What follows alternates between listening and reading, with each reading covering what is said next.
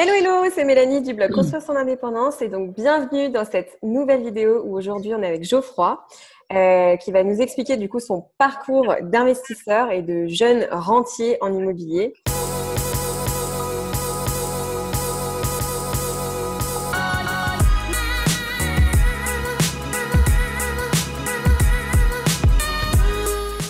Donc, je suis super contente de t'interviewer parce que ça fait un petit moment qu'on se suit sur les réseaux et du coup, Ouais. c'est une super opportunité pour moi de t'interviewer. Donc, moi, j'ai quelques questions à te poser et je pense que la première, c'est toi, comment tu as débuté dans l'immobilier? Donc, toi, aujourd'hui, tu es rentier et comment ça a commencé en fait l'histoire de l'immobilier? Écoute, déjà, merci à toi de pouvoir me faire intervenir sur cette chaîne. C'est super sympa. Comme tu dis, on se suit depuis pas mal de temps déjà, donc c'est plutôt cool. Merci à toi. Alors moi, j'ai commencé l'immobilier à 21 ans. Donc là, du coup, j'ai 25 ans. J'ai commencé quand j'avais 21 ans. Et en fait, alors pour t'expliquer un petit peu, j'étais dans une salle de sport et j'ai rencontré une personne qui est maintenant un ami. Et en fait, il m'expliquait que du coup, il vivait dans un appartement qu'il avait acheté, mais qui se remboursait avec des colocataires qu'il avait. Donc, je me suis dit, mais attends, ça c'est excellent comme concept en fait. Donc, il m'expliquait que voilà, il avait deux colocs qui lui remboursaient son prêt et lui, du coup, il payait rien en fait, ça s'autofinançait. La fameuse opération blanche. Et donc, je me suis dit que c'était assez intéressant. Et puis j'ai commencé à me former, j'ai commencé à passer à l'action après un temps, tout simplement. Donc Donc, du voilà, coup, puis à 21 ans, tu étais dans ta salle de sport, tu étais en études, tu faisais quoi en fait et ben, en fait justement c'est ce qui m'a permis de m'orienter aussi dans le sens où je savais pas quoi faire, c'est-à-dire que j'hésitais entre plusieurs choix. Moi je voulais faire coach de sport, donc je voulais faire tout le cursus STAPS, donc pendant 5 ans avec passer le CAPEPS, etc. Et j'hésitais entre plusieurs choses, donc soit passer mes études en STAPS, soit faire éducateur et préparateur physique. Donc là, c'est plus un cursus de 2 ans, ou soit rentrer en gendarmerie aussi. Voilà, ça D'accord. m'intéressait pas mal. Et en fait, je me suis dit, j'ai essayé de voir un petit peu sur long terme. Je me suis dit, quelle est la meilleure situation pour investir tout de suite et pouvoir soulever des fonds tout de suite. Et voilà, il me fallait un CDI, donc je me suis dit, bon, au lieu de faire 5 ans d'études, j'avais fait les calculs en fait, au lieu de faire 5 ans, 6 ans d'études et d'avoir un CDI qu'à partir de 5 6 ans et de commencer à investir que dans 5 6 ans, autant je prenne un CDI tout de suite et que je puisse investir dès maintenant. Et comme ça, je gagne du temps. Et au final, je suis même pas resté 5 ans en gendarmerie. Donc, D'accord, donc tu donc as au quand final, même fait gendarme un petit bout de ta vie et puis après, ouais, c'est ça, ouais, exactement. c'est ouf. Donc du Exactement. coup, à 21 ans, tu avais déjà la présence d'esprit de te dire, OK, il me faut un CDI pour que j'investisse, quoi. Tu étais focus déjà. Ouais, c'est ça. C'est exactement ça. Après, moi, enfin, plus j'avançais et plus mon objectif il se rétrécissait. C'est-à-dire que au départ, je me suis dit, bon, je me laisse 15 ans, enfin 10 15 ans pour vraiment utiliser les bons leviers avec l'immobilier parce que je connaissais pas encore tous les rouages. Je pensais pas que on pouvait vraiment devenir rentier rapidement. J'avais pas encore ces notions de cash flow, etc. Enfin, c'était vraiment le début.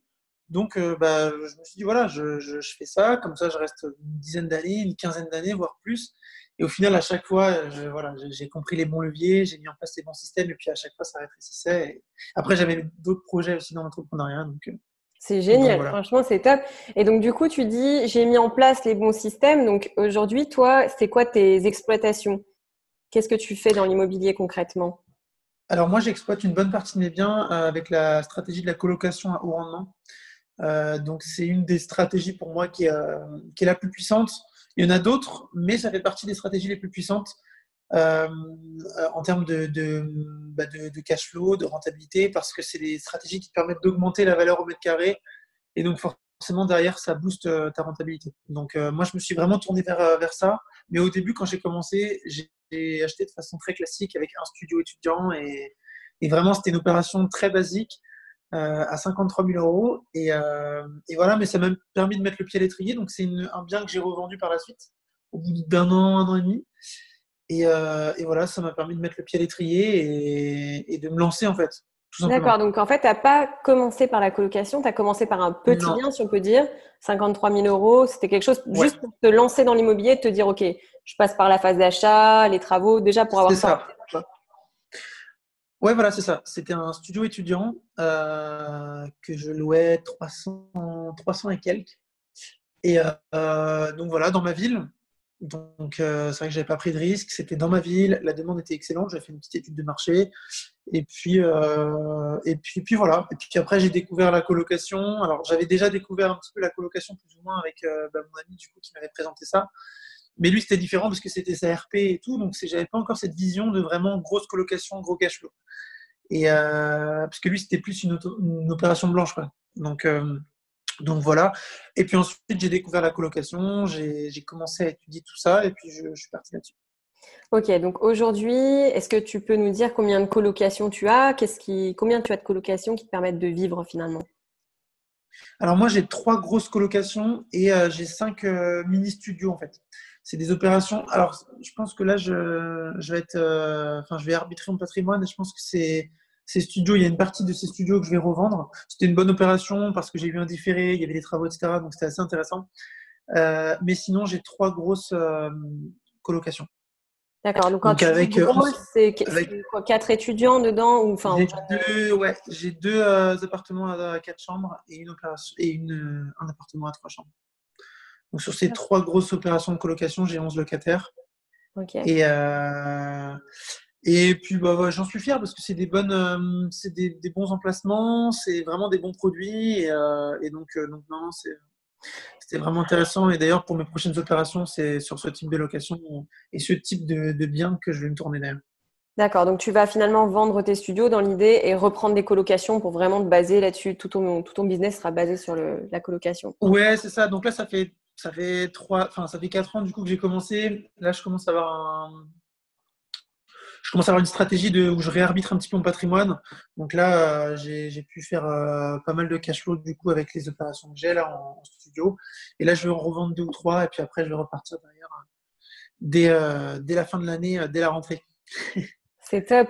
Et alors moi, il y a souvent des gens qui me disent non mais de toute façon tu es dans ta bulle, Mel, le truc de l'indépendance financière. Enfin toi tu as dû en avoir aussi des remarques comme ça. Ah L'indépendance ouais, ouais, bien sûr. financière, c'est un mytho, tu rêves, arrête de regarder les vidéos YouTube. Enfin voilà quoi, tu vois ce genre de remarques.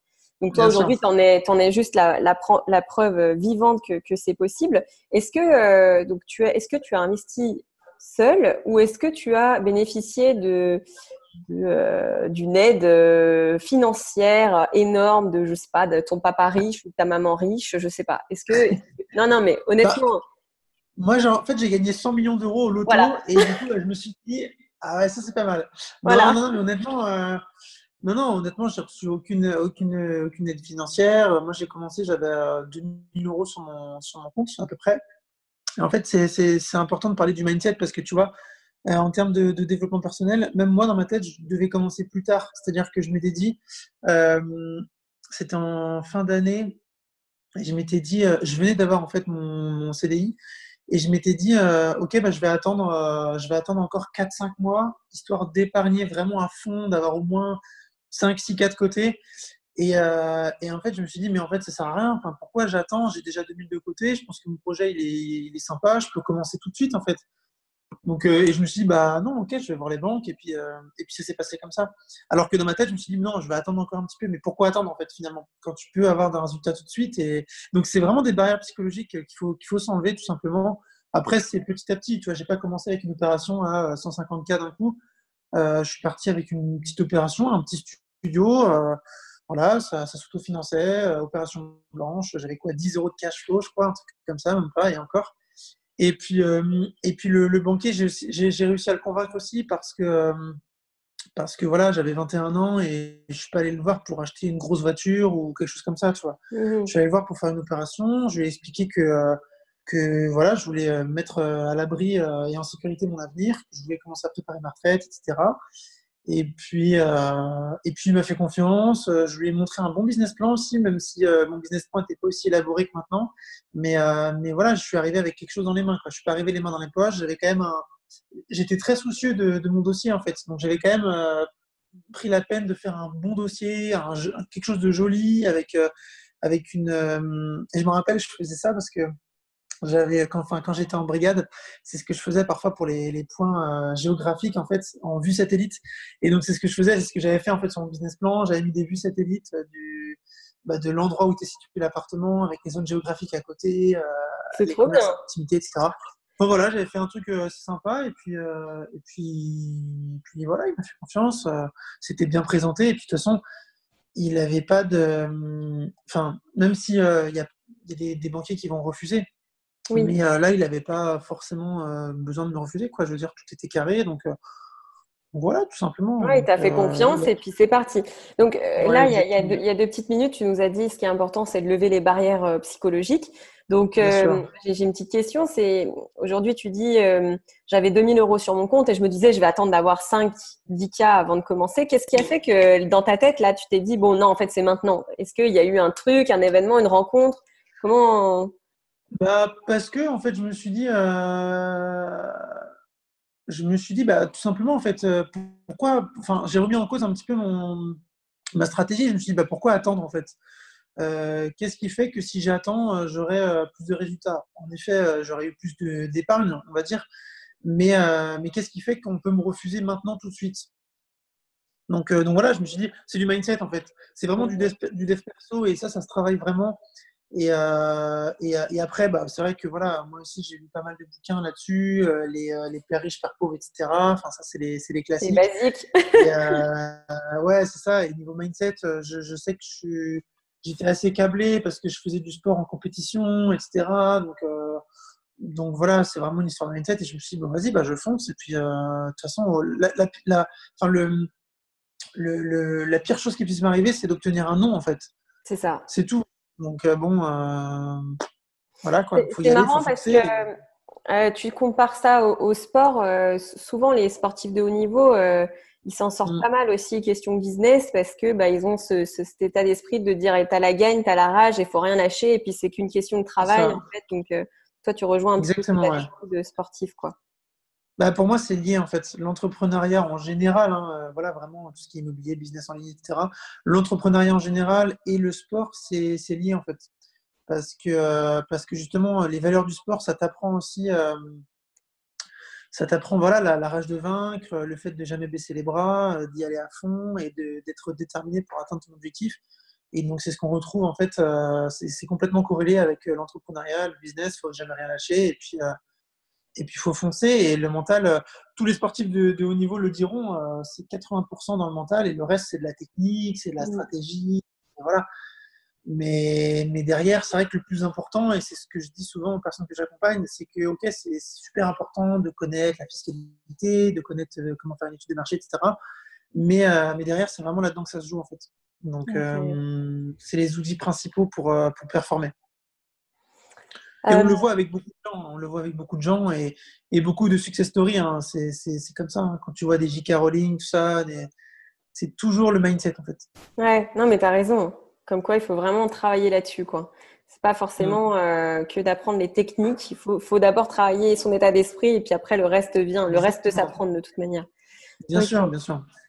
Donc j'ai une petite question, on va dire, en termes d'immobilier. Est-ce que tu as eu, lors de tes investissements, des galères ou une galère que tu as envie de partager là avec nous, un truc que tu as vécu qui n'était pas top, mais voilà, où tu as réussi à aller au-delà? Est-ce que tu as quelque chose qui te vient en tête? C'est toujours sympa de partager Bah, aussi les fails, tu hum, vois. bah moi, ça a été surtout la partie financement bancaire. J'ai eu pas mal de refus parfois, surtout au début parce que j'ai voulu enchaîner vraiment très rapidement. Donc 4 mois après, j'allais sur un autre truc encore plus gros à 150K, tout ça. Donc j'ai vraiment galéré. Je suis tombé vraiment sur des personnes qui voulaient pas me comprendre, qui mettaient des œillères en fait, alors que je leur présentais des projets à plus de 10% de rentabilité, tout ça. Donc ouais, la partie financement bancaire, ça a été un petit parcours du combattant quand même.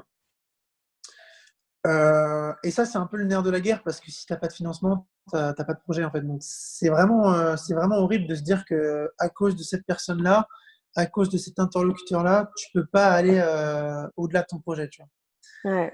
Parce que voilà, si je sais pas, si t'arrives des choses, admettons, un artisan qui fait mal son travail ou un problème avec un locataire, etc., tu peux trouver des solutions. Mais le financement bancaire, voilà, tu peux faire beaucoup de rendez-vous bancaires, mais la personne, si elle te dit non, elle te dit non. Donc, c'est un peu frustrant. Donc, ça a été une partie assez délicate quand même. Sinon, en termes de location pure, dans mes appartements, j'allais dire peut-être au niveau des travaux, j'ai eu des retards parfois avec des artisans. Mais Mais ça après, va, ça quoi. c'est Tu as l'air bien. de l'avoir bien vécu globalement. Ouais, c'est ça, parce que j'ai eu des retards sur un chantier, sur une chambre qu'on avait refaite. Mais après, c'est une personne du coup que j'ai gardé en contact parce qu'elle m'a aidé sur d'autres choses. Euh, donc, euh, donc voilà, en termes de location, j'ai pas vraiment eu de grosses difficultés pour le moment. Après, ça peut arriver, hein. De toute façon, c'est le jeu aussi. Mmh, Je veux dire, c'est c'est ça. pas tout beau tout rose. Il peut y arriver des choses. Le principal, c'est de bien interpréter tout ça, en fait. C'est l'interprétation que tu en fais qui va faire que oui ou non, tu vas complètement délaisser le truc, ou alors tu vas C'est foncer, tu vas ça. dire, OK, bon, bah, voilà, chaque problème des solutions, et puis tu vas trouver un truc. Et est-ce Mais sinon, qu'aujourd'hui, pardon, excuse-moi, je t'ai coupé la parole. non, non, non, mais ouais, non, sinon, je n'ai pas vraiment eu à part ça, ça a été. Bon, bah c'est cool. Déjà, si tout va bien pour toi, ça Oui. roule, c'est tant mieux. Toi, aujourd'hui, donc du coup, tes colocs, etc., est-ce que c'est toi qui gères tout ou est-ce que tu as commencé à donner un petit peu ce job de gestion à quelqu'un? Comment ça se passe pour Alors, toi? moi, c'est moi qui gère tout, ouais. C'est moi C'est qui toi gère qui tout de gères A à tout. Z. Et voilà, même s'il y avait des biens qui étaient assez loin au départ. Je dis au départ parce que du coup, je travaillais sur Paris et maintenant je suis revenu en Bretagne. Donc voilà, la meilleure région du monde.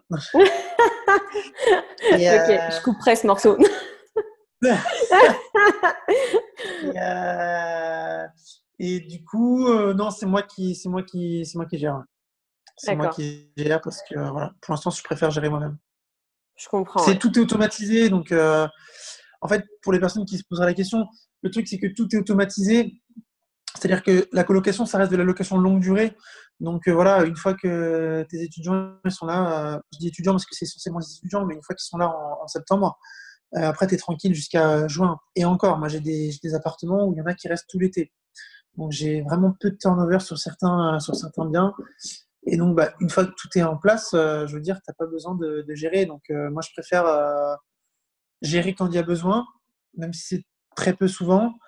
Et plutôt que de payer 5 à 8% par mois à une agence qui, au final, de une, va pas trop me servir à l'année, et de deux, parfois, selon les agences, je critique pas tout le monde, je mets pas tout le monde dans le même sac, mais il y a des agents immobiliers qui font très mal leur boulot. Et je l'ai constaté aussi avec des gens que j'accompagne, avec des agents immobiliers, etc., que je connais. Et force est de constater que bah, c'est comme partout, c'est comme pour tout et tout métier. Il y a des gens qui font mal leur boulot et bon, ça c'est regrettable parce que c'est ton bien immobilier et donc derrière, voilà, hein, c'est Mhm, problématique. c'est clair.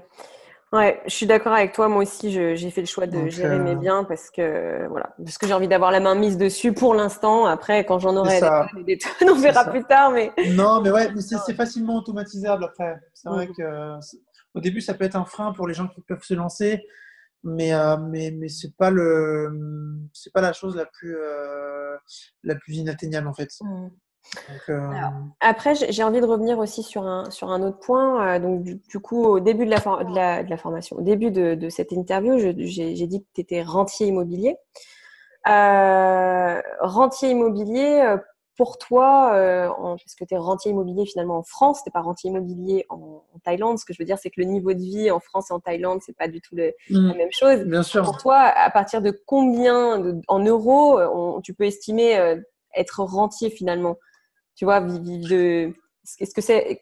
Est-ce que Bah c'est. là, je pense que c'est vraiment c'est en fonction de la situation de chacun en fait. Ça va dépendre D'accord. vraiment de ses besoins, ça va dépendre de son niveau de vie, ça va dépendre de ses charges.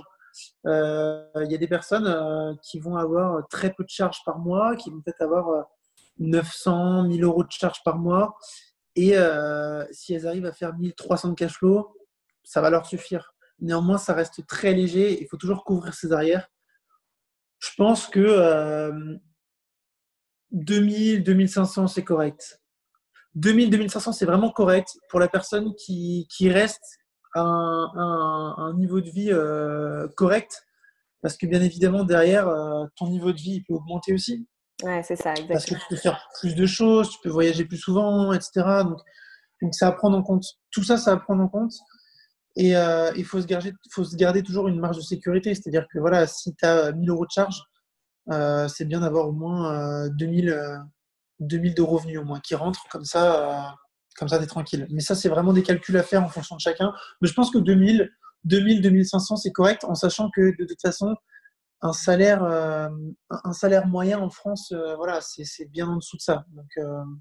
Exactement, ouais. Donc je pense que pour moi, même 1500, entre 1500 et 2000, c'est envisageable, on va dire. Donc, toi, en fait, tu t'as attendu d'être à peu près au niveau de ce que tu gagnais lorsque tu étais en gendarme, c'est ça? Et du coup, après, tu t'es Ouais, dit, c'est OK, je ça. quitte mon job. Moi, Et j'ai là, arrêté à 2007. à Moi, 2700 j'ai, de cash flow, ouais, en moi, j'ai gros. arrêté à 2007. Maintenant, c'est moins parce que du coup, j'avais un différé.